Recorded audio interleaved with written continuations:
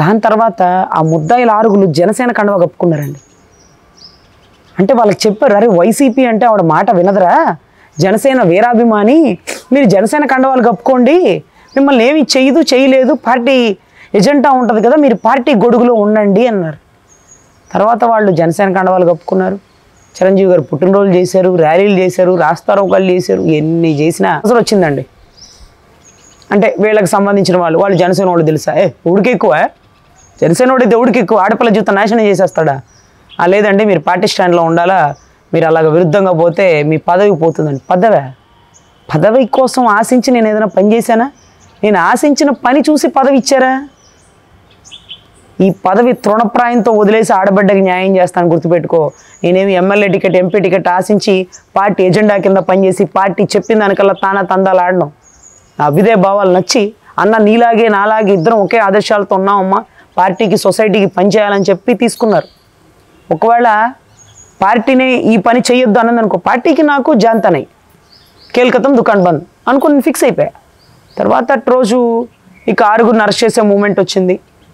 ఇక party agenda ఉంది, party విరుద్ధంగా పోకూడదు, మన మీద మనమే కేసులు వేసుకుంటే జనాల్లో చులకన అయిపోతాం, వాళ్ళని వదిలేయమ్మా అంటారేమో, వాళ్ళని వదిలే ప్రసక్తే లేదు అనుకున్నా.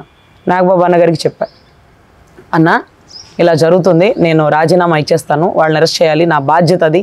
ముందు నేను న్యాయవాదిని, తర్వాతే జనసేన రాష్ట్ర అధికార ప్రతినిధి, దయచేసి నాకు ఒక్క అవకాశం కల్పించండి అన్న. నేను ఏమాత్రం బాధపడను, నా పదవి కంటే ముఖ్యం నా బాధ్యత ముఖ్యం. ఆడబిడ్డన్నా ఎంత దారుణంగా పోలీసు వాళ్ళు బతికుండగా ఏమీ చేయలేకపోతే, చచ్చి చేయాలనుకుంది, చచ్చినా కూడా చేయకపోతే ఇంకేంటన్న వ్యవస్థ అంటే నువ్వు ఎందుకు రాజీనామా ఇస్తానన్నావమ్మా అన్నాడు. అంటే పార్టీ స్టాండ్ ప్రకారం ఒప్పుకోరేమో అని.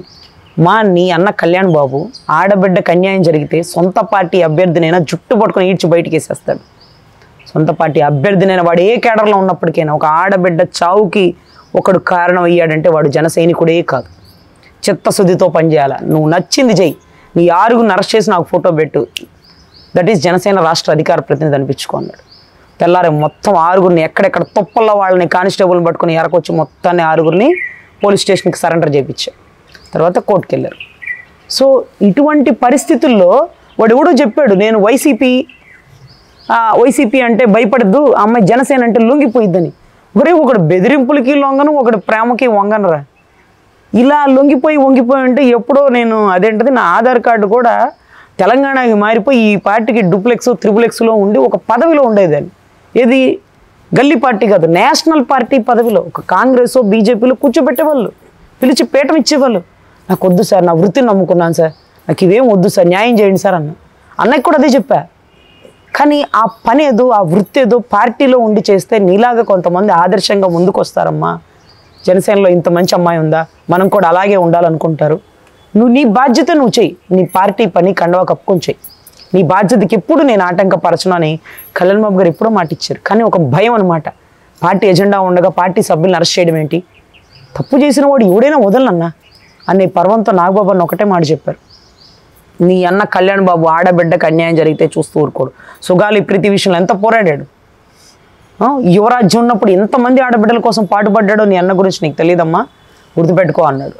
సో అటువంటి నేను పదవుల కోసం ఎప్పుడు ఆశించనండి. పదవి అంటే నేను ఇంకా జనాలకి దగ్గర అవ్వలేనేమో నాకు ఒక భయం ఉంటుంది, కొంచెం గ్యాప్ వచ్చేసింది మా మధ్య.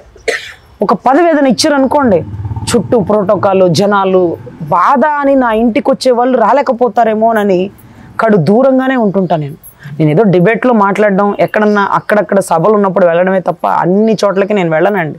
ఎందుకంటే నా విలువైన సమయాన్ని జనాలు బాధ అని వచ్చిన వాళ్ళని కోర్టు కేసులతోనూ వీటితోనూ కేటాయిస్తా, డిబేట్ సమయాలని తప్ప. ఎందుకంటే నా గొంతు అనర్గళంగా మాట్లాడగలిగిద్ది కాబట్టి. ప్రజా పోరాటంలో ప్రశ్నించే పార్టీలో నేను సైతం అంటూ అన్న ఆదర్శాల కోసం వచ్చానండి.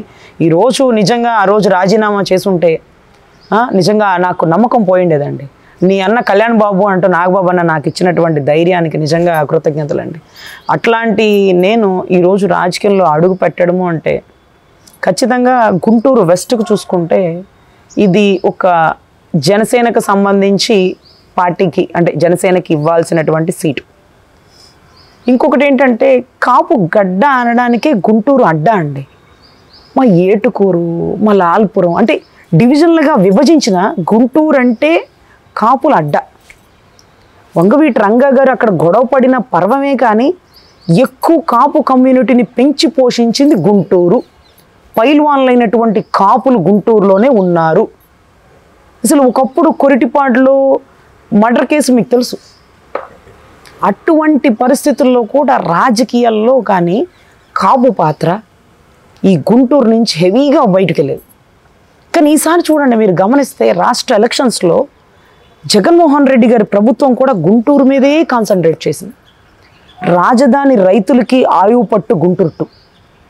అదే రకంగా కాపుల గడ్డ గుంటూరు. సో గుంటూరు 1లోనూ 2లోనూ ఒక జనసేన సీటు కంపల్సరీ ఇవ్వాలి. అది ఎవరికో కాదు, కాపుకి ఇవ్వాల్సిందే. ఖచ్చితంగా కాపుకి గుంటూరులో ఒక సీట్ ఇవ్వాల్సిందే అని మొన్నటి రోజు ఒక కాపు మీటింగ్ పెట్టాం.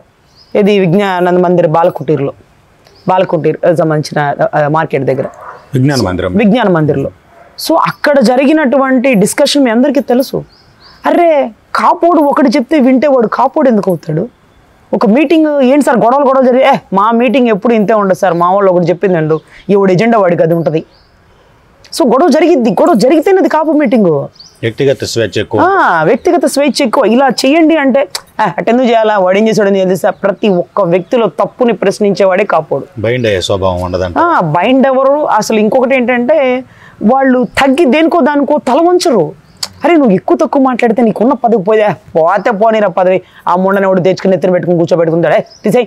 అట్లాంటి పదజాలంతో వాడగల సమర్థులు ఈరోజు మగవాళ్లే కాదండి, కాపుల్లో పుట్టిన ఆడపిల్ల నేనే ఈ పని చేస్తే పదవి పోతే తీసే పదవి, పని ముఖ్యం, నిజాయితీ ముఖ్యం, బాధ్యత ముఖ్యం అంటూ ముందుకెళ్ళే వాళ్ళం మేము.